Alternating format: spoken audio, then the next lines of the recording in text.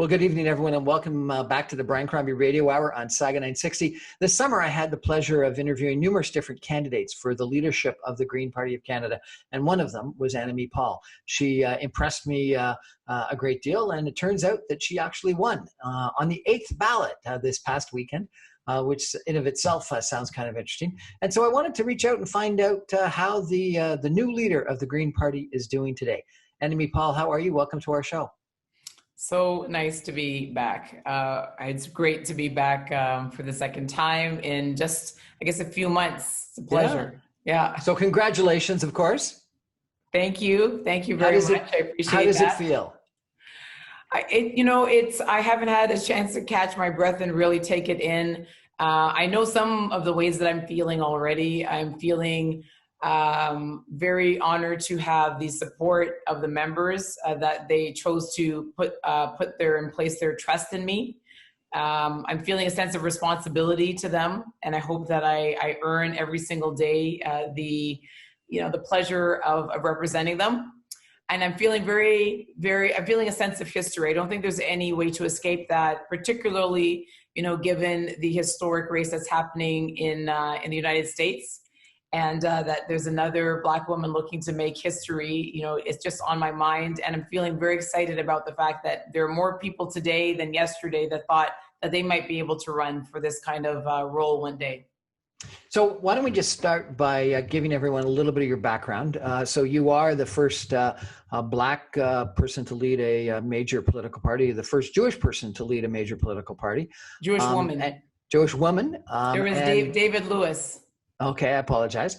And certainly, there have been females that have led you before as leaders of the Green Party, but there's not that many female leaders of political parties left standing today in Canada. So it's a pleasure to have you. You are a child of immigrants to Canada. Tell us a little bit about your story, if you could. Certainly. My family are from what we call in the Caribbean, the small islands. There are two categories. There are the big islands, and you call them big island folk. And then you have the small island folk. The big islands, Jamaica, Cuba, Dominican Republic, Puerto Rico. And then the small islands are the ones like Dominica and Nevis, where my parents were born. My mother's island has 9,000 people. And my father's island is smaller than a small neighborhood in Toronto.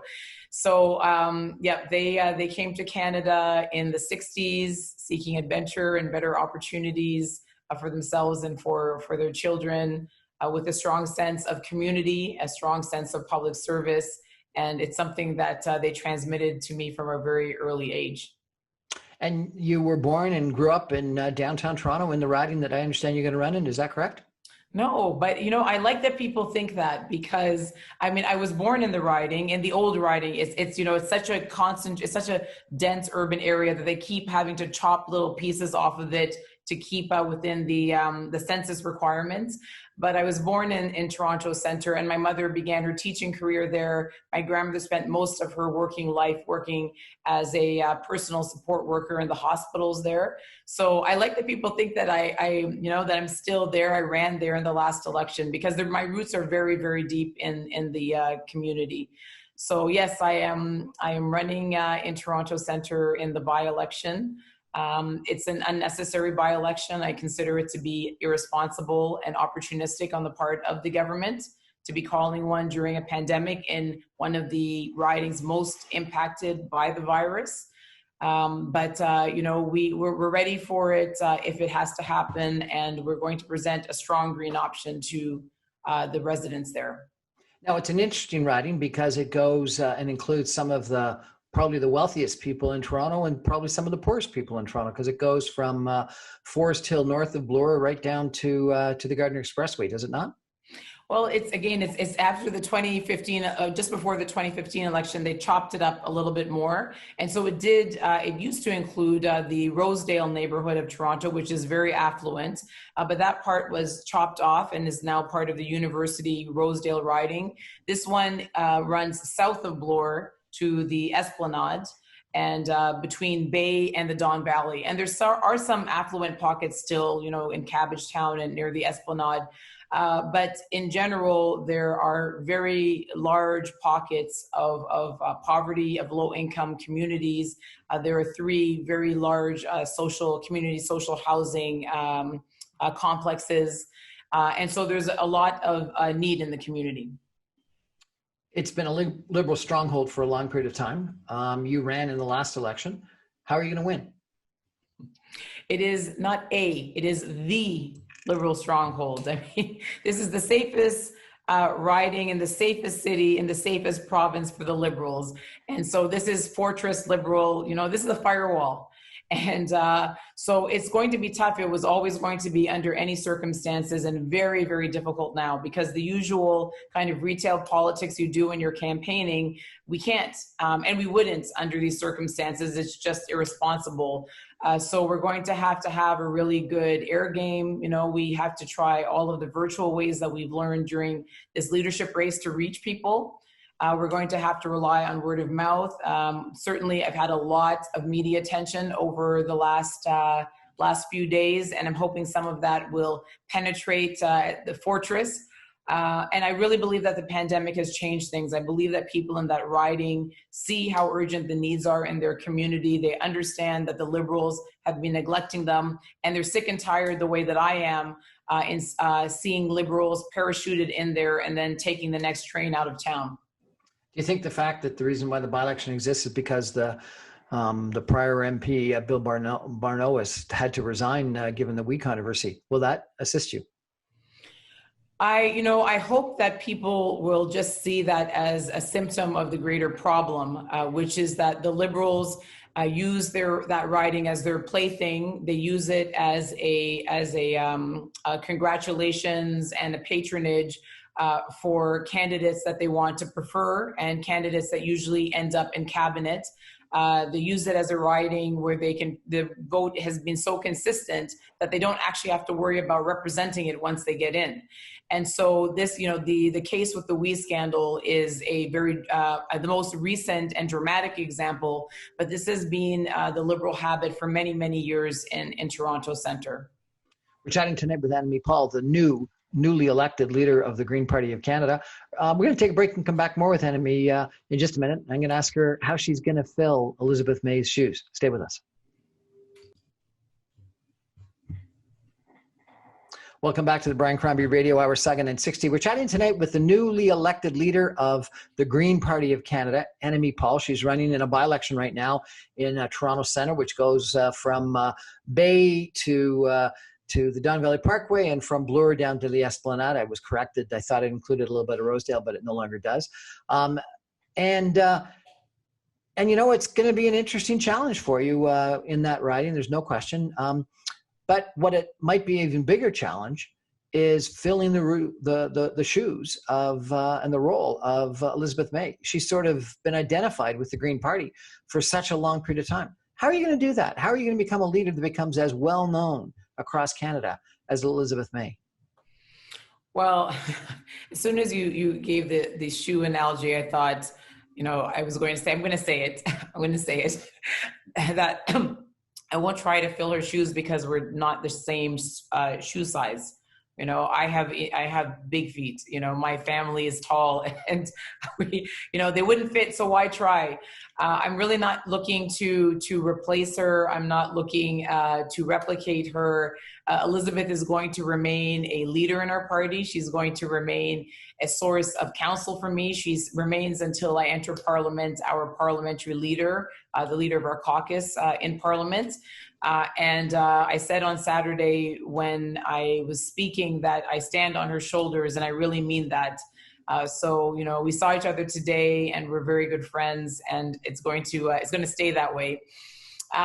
In terms of me, I think that, and I joked about this, and it kind of went viral.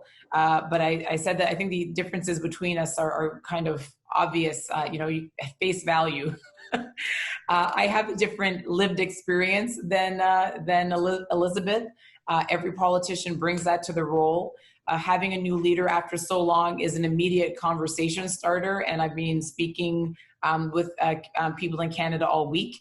And so I'm excited that I seem to already have been given the opportunity to define myself, to share my vision of leadership for the Green Party. And, it's complementary to Elizabeth's, but it's definitely informed by my own experiences. When I spoke with you in the summertime, I was a little bit surprised that you spoke about social justice, which is obviously part of what you're all about. Even almost more so than climate. And Green Party has been so known about climate change and the issues in regards to environment. How do you see, social justice versus climate change as far as the policies that you're going to be strongly in favor of? Well, first, I wouldn't say, I'd say there's no versus. These are things that have to be happening in tandem and operating, simultaneously. The reason when we met this summer that I was speaking so much about social justice issues is that we continue to be in a moment of pandemic, and particularly here in Ontario, where we're in the second wave, where we're talking about the spike happening this month and saying that it might even be worse than the first, and we're contemplating closing down our public spaces again.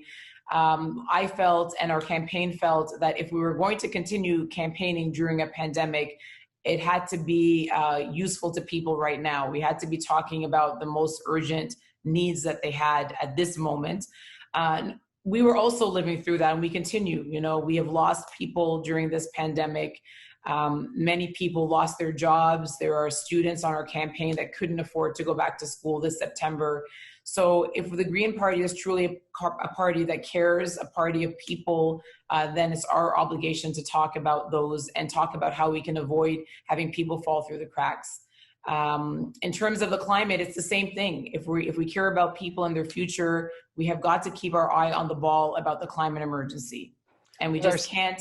And, this is a moment for political leadership where actually I would say that politicians like myself and the government and the other parties, our job is to speak even more strongly about it now, because we have the attention span to do it, and people in the general public do not. What are some of the social justice policies that you're going to be, backing? Would you back a guaranteed annual income?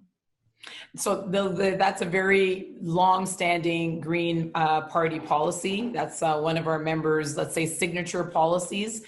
We strongly support a guaranteed livable income, and we've seen all the reasons why it's needed. I'm very encouraged to hear that the Liberal caucus has let their leader know that is their top policy priority. I was very disappointed not to see it in the speech from the throne exactly for that reason. And can you imagine in our party if the members had listed something as their top priority and I chose not to talk about it? I chuckle every time I think about that. So yes, this is something that will protect people in the future. It's something that prevents anyone from falling between the cracks. We know that universal programs are exactly that, universal and comprehensive, and the time has come for that. I had an interview just a couple of weeks ago with Hugh Segal, a former senator, yes. And a advisor to Bill Davis and Brian Mulroney, et cetera, long-term Tory, who is strongly in favor of a guaranteed annual income. And the conversation was all about that. And you talked about universality, which has been one of the preeminent beliefs of the Liberal Party for such a long period of time, and for a lot of the social programs in Canada. Why hasn't a guaranteed annual income been implemented? What have people got against it? That's an excellent question. Unfortunately, and we have to speak in terms of the Liberals and Conservatives, because, the Liberals have been the party to govern most frequently, and then followed by the Conservatives. And, so when we talk about what's happened, we have to talk about them. In terms of the Liberals, they seem just to have given up on the idea of big ideas for people in Canada and big visions. And I don't know why. And I think that it's absolutely essential to have that kind of vision at this moment when it's so necessary. I said the other day, and I've said a few times, that I see the Liberals as being intellectually exhausted. The well is just run dry. And I believe it's because they have become so captive to remaining in power and whatever allows them to remain in power, that they're just afraid of the big ideas that perhaps accounted for their success in the past. So, if that is how it is, and it's clearly how it is, then it's really time to pass the baton to parties that are unafraid of these big ideas, that are unafraid of the universal programs that, that we built the success of our country on. And, if they won't do it, then we're happy to do it. So what are some of the big ideas? Guaranteed annual income would be one. What else? Well, this one, I have to speak for myself on this, though I know that Paul Manley, who's been talking a lot about long-term care, is likely in agreement, and our caucus is likely in agreement. I want to see an urgent reform to long-term care, in addition to the national inquiry that we keep dancing around, but absolutely have to understand the reasons behind the scandal of the thousands of people who have died in our country because of the failures during the pandemic, one of whom was my father. So I want to see that reformed urgently and ultimately brought under the Canada Health Act, which is where the Canadian Medical Association has said it should be since the 1980s. Of course, there's the guaranteed livable income. We also want to see the government respecting our international obligations to increase our greenhouse gas emission reduction targets. They're supposed to be at 60%. That's where they should be. And this government refuses to do it. They refuse to have a comprehensive plan. We also want to see universal pharmacare, universal post-secondary education, and a safe supply of drugs to avoid opioid poisoning deaths, which are a scourge on our country. Universal pharmacare would be extremely expensive, would it not? We know that first, we are the only country in the world to have universal health care without universal pharmacare. And these are the leading economies in the world. Really? That's surprising. That is really, we're the only... The only one. We are the only country to have universal health care on one hand without universal pharmacare on the other. So UK, France, Germany have universal pharmacare. They all have it. And of course, how can you have a diagnosis without the money to be able to afford the prescription? It makes no sense at all. It makes no common sense. And so universal pharmacare is, the reason that it's affordable is that you have the buying power of the single buyer. Pharmaceutical companies will sell us drugs at whatever price, as they do to the other countries that have universal pharmacare, because it's that or nothing. That's the option they have. And we know that universal programs are much cheaper to administer as well, which is one of the reasons also for guaranteed livable income. So absolutely. And this one, I'm hopeful. I'm modestly hopeful. The Liberals have said they want to introduce that. The NDP is also on board. So I'm modestly hopeful that we will have that. So universal pharmacare would certainly help everybody of all income, the whole income distribution. Universal, I presume, free post-secondary education you're talking about. Haven't most of the studies suggested that only helps the middle or upper middle income and the rich? That just you don't have everyone going to post-secondary education. So why would you be in support of universal free post-secondary education? Education is a fundamental right. The United Nations has recognized education as a fundamental human right. My belief about that, and I believe it's, this is something this is a green policy, universal education. The idea is that that education needs to continue to the point at which you needed to continue to be a fully functioning member of society, able to exercise your civic rights and civic obligations, and to be employable. There was a time when that used to be high school. You used to be able to leave high school, get a job, you knew how to vote, etc. That no longer exists. In order to work, you need to have at least 2 or 3 years of some form of post-secondary education, whether it's training, apprenticeship, university, college.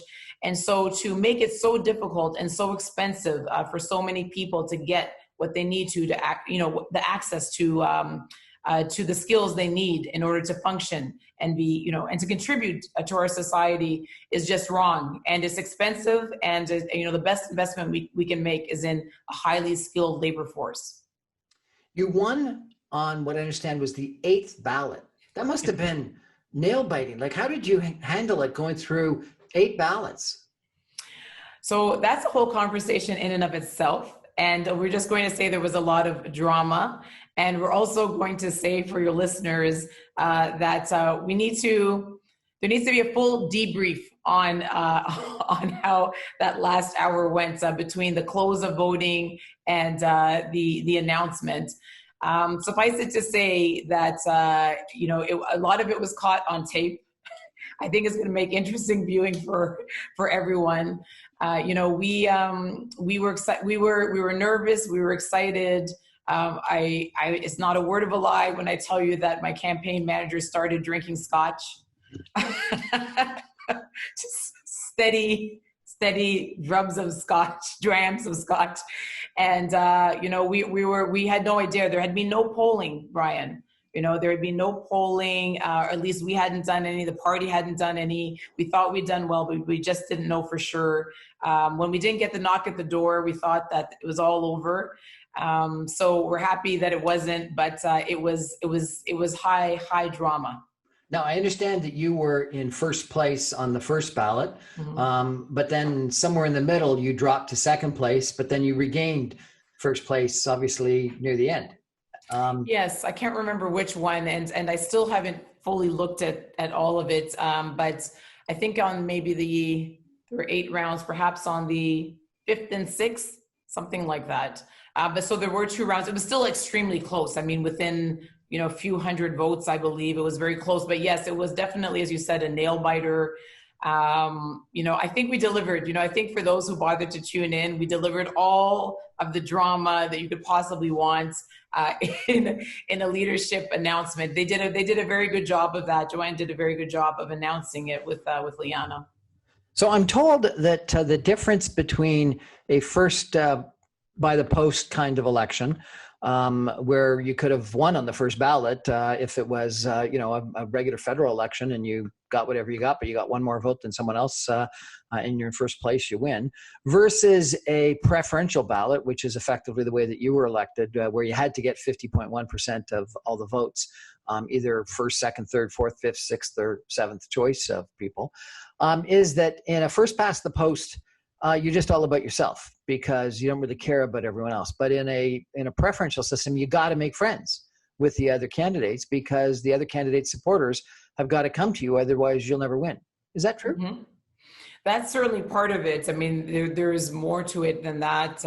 Of course, it's also a way of making sure that, first, that people don't have to feel like they have to put all their eggs in one basket.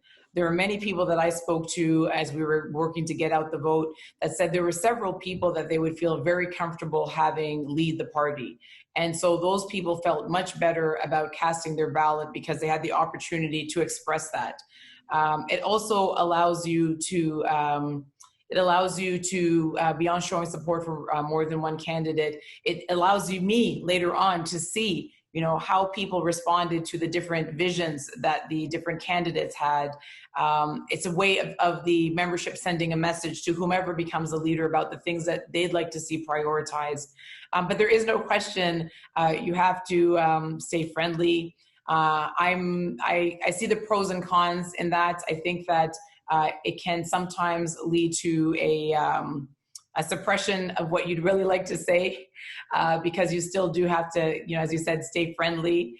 But at the same time, it forces you to find the commonalities as much as possible. And I think, especially in a leadership race where people need to come together, it's good if you can focus on what you share in common as much as possible.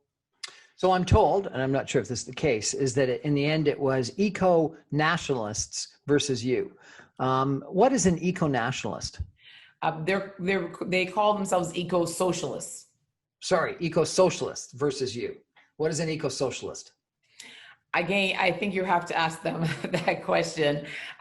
They like many different strains of political thought or political organization, there is a spectrum, and so I wouldn't want to define it on behalf of those who are self-described, describe themselves that way. So they, there's, I think part of the clue is in the name. But yes, I mean, perhaps we can invite one of them on to answer that question. So the way that it's been described to me is it's that people that have comparable climate change objectives to what you might have, but that think the way to do that is through nationalization of major industries, and particularly energy industries and things like that. So go back to the National Energy Program, Petro-Canada, things like that. Will you follow those kinds of policies or not? Well, we did have some contestants who proposed those policies. I will point out that in Canada, up until very recently, and still in certain provinces in this country, we do have our public utilities being publicly held. The thing that perhaps more than anything else lost Kathleen Wynne the last election was that she privatized public services in this country. And so we've never been afraid or uncomfortable in having important public services held in the hands of the public. So we have to make sure that we separate ourselves, not separate, but distinguish ourselves from the Americans. These are ideas that we've always felt comfortable with, whereas they seem to struggle with them. I'm not sure why. In terms of other industries, I really couldn't speak for that. The industries that you mentioned, fossil fuels, those are on the decline, and it's not a question of public or even private ownership. It's a question of a transition away from those industries altogether, for the sake of the people who work in it and for the sake of the planet. Climate change has unquestionably been a big issue over the course of the last couple of years. COVID-19, this past 9 months. But the other big issue this year has been race relations, particularly in the United States, but also in Canada. Do we have systematic racism in Canada? And what are you going to do about race issues? Yes, we do have systemic racism in Canada. And, it's very painful for many people in Canada to hear that. And I understand that. I understand that completely. It doesn't correspond with our vision of Canada. But when you look at the statistics in terms of all of the life indicators, the quality of life indicators for certain communities, the Black community and the Indigenous communities in particular, they're very, very bad. And there is no explanation as to why our lifespans are so much shorter, why we have less education, why we get paid less for the same employment, why we are the only two groups who continue to have our incarceration rates increase while they have decreased for every other group, including other groups of color. And so, there are absolutely systemic barriers. Systemic racism is real, and it's our job first to identify it, to identify it, and to create strategies to address it, and then to evaluate those on an ongoing basis. And there are a million studies and recommendations that exist that can help us do that. We've got, a strange world right now with COVID-19, with race relations issues, with climate change issues, with kids going back to school, with maybe a second wave. Do you have a message for our listeners tonight? That we have decided throughout this time to value human life, and everyone, despite all of the pain and the tragedy that we have all suffered during this period, everyone should take comfort in that, because that test and the fact that we have passed that test means that we have the wherewithal to get the rest of the way by completing our social safety net, so that every single person in Canada is truly protected, because we recognize that they are all our neighbors and that we value every single one of their lives. And by tackling the climate emergency, by accelerating our transition to a net zero economy, because we realize that there won't be any human life on this planet until we do. And so, it's really a message of inspiration and good news, because, we have been tested and we have been proven to be worthy. And, if we can continue in that spirit, then I really don't believe that there's anything that we cannot accomplish. Annamie Paul, the newly elected leader of the Green Party of Canada, current candidate for MP in Toronto Centre. Thank you so much for joining us, and best of luck. Thank you so much, Brian. Invite me back in a couple of months. I look forward to it. Well, that's our show for tonight. Thanks for joining us. Good night.